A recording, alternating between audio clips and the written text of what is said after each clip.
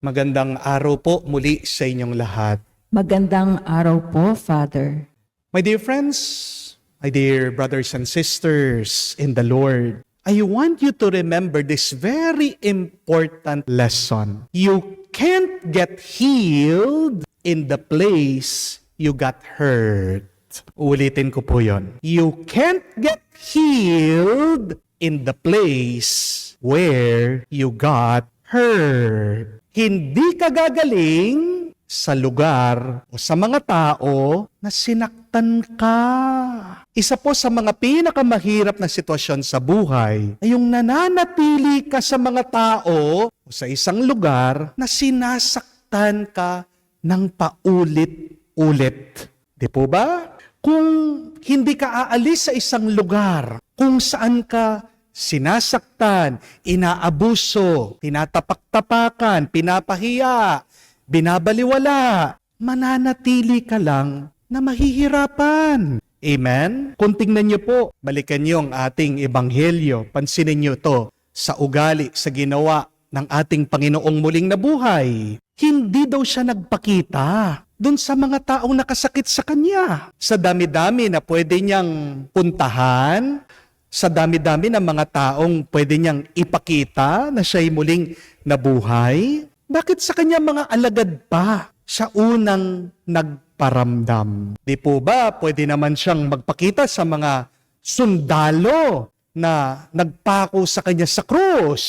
Pwede naman niyang puntahan, pwede siyang magpakita sa punong pari ng templo sa mga pariseyong ayaw sa kanya para mapahiya sila, para patunayan niya, tingnan nyo, ayaw niyong maniwala sa akin, ito ako, muli ako nabuhay. Pero hindi, di po ba? Unang-unang nagpakita si Jesus. Kanino? Kay Maria Magdalena. Pangalawa, nagpakita din ang ating Panginoon kay San Pedro at kay San Juan. At ngayon, narinig naman natin na habang nagtitipon ang kanyang mga alagad, sa gitna nila, doon nagpakita, nagparamdam ang ating Panginoon. Bakit? Yan ang tanong. Kasi unang nagpakita ang ating Panginoon sa mga nagmamahal sa Kanya. Hindi binalikan ng Panginoon ang mga taong nakapanakit sa Kanya. Hindi pinuntahan o nilapitan ng Panginoon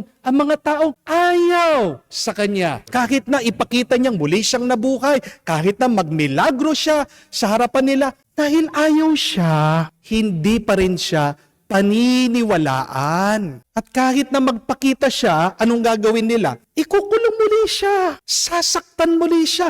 Yan ang ugali nila eh. Hindi po ba? Yes, you can never control what hurts you, who breaks you, but you can control, you can choose how to move forward from your hurt, from your pain. Remember that. Kaya nga po, kung inaabuso ka ng asawa mo, hindi naman po masamang umalis. Di po ba? Lumayo-layo ka, tao ka, baka mapatay ka pa niya. Amen? Kung binubugbog ka ng boss mo dahil hindi mo nakukuha ang kota ng sales, kapatid, pumunta ka sa mga pulis, mag-report ka. Hindi makatarungan yan, hindi makatao yan. Kung binubuli ka ng mga kaklase mo, na mga kasama mo sa eskwela, huwag ka naman maging sip-sip sa kanila para lang tanggapin ka. Lumipat ka na ng school, maghanap ka ng mga ibang barkada. Hindi yung mga sinasaktan ka o binubuli ka. We cannot take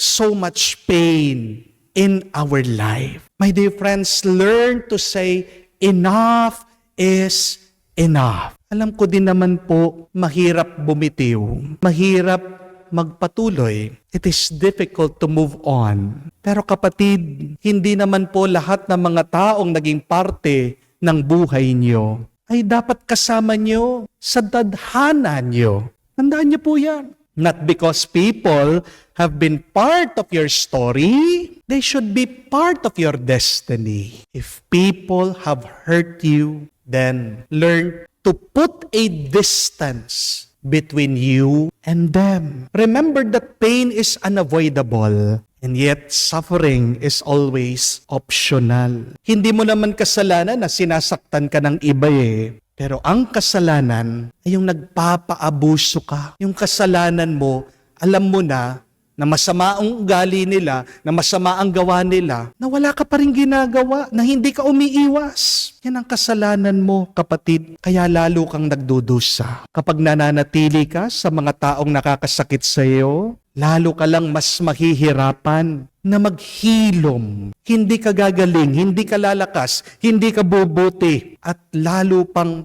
lalala. Gagrabe ang pagdurusa mo sa buhay. Kapatid, lumapit ka lang, kumapit ka lang sa mga nagpapalakas sa iyo, sa mga nagpapabuti sa iyo. Balikan niyo po ang unang pagbasa, napakaganda. Pagkatapos daw po mapagaling ni San Pedro, itong taong paralitiko, pagkatapos siyang napalakad, napatayo, napakaganda po ng larawan na ito. Sabi, nakakapit daw itong taong may sakit na biglang gumaling sa kanya. That paralytic that got healed, hold on to him. While St. Peter was preaching to the people, ayaw siyang bitawan. Ayaw siyang iwanan. Kasi alam ng taong yun, itong taong ito ang nagpagaling sa akin, siyang magpapalakas sa akin. Kaya napakahalaga po, tanong natin ito. Who are those people in your life that make you better? Please, focus on them. Hold on to them. Appreciate them. And please, also avoid people who make you bitter. Kaya masakit ang loob mo. Kasi palagi kang nakalapit, tinitignan mo, pinapansin mo, iniisip mo. Yung mga taong nakakasakit ng loob mo. Alam ko po, gustong maghiganti ng iba sa inyo. Dahil nasaktan sila. Dahil naging unfair ang ibang tao sa kanila. Pero tandaan nyo din po ito, mga kapatid. Wala tayong ibang misyon dito sa buhay na ito kung hindi ang ipahayag ang mabuting balita ng Panginoon. Yan ang inutos ng muling nabuhay na Panginoon si Kristo, na kailangan natin ikalat, kailangan natin ipahayag ang mabuting balita. As our late Pope Francis told us, we should be smugglers of faith. Kailangan ipuslit natin ang mabuting balita, ang pananampalataya sa lahat ng tao sa buong dako ng mundo. But how can you be a promoter of faith when you are in pain? Hindi po ba? Hindi mo magagawa ang pinapagawa ng Diyos kung nananatili kang nasasaktan. Kaya bago ang misyon, meron tayong obligasyon. And what is our responsibility before we evangelize? It is to heal from the pain that others have caused.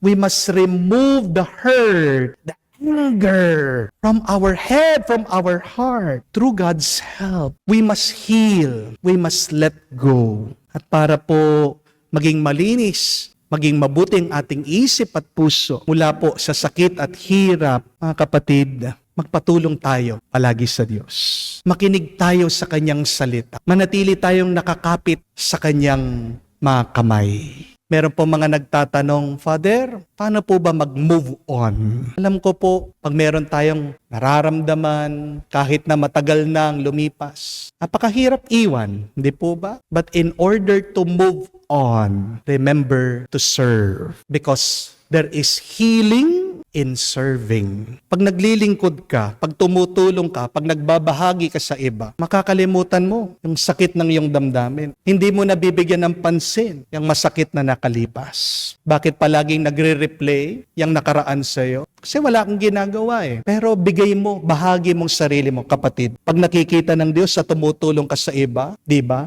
Dadagdagan ka niya, tutulungan ka din niya. How to move on from our hurts? Please serve. Give yourself. Remember, there is healing in serving. Magdasal po tayo. Naway, buksan natin ang ating isip, puso sa Diyos. Linisin niya ang ating mga kalooban mula sa ating mga galit at hinanakit. Kapatid, manatili tayong naglalakbay, nakakapit kay Jesus. Siyang ating gabay. Muli siyang nabuhay. Kamukha ng Diyos, kamukha ni Jesus. Gayahin natin siya. Kung man sinaktan ka ng iba, huwag mo silang babalikan. Because you will never get healed from the place and from the people who have hurt you. Only God heals you.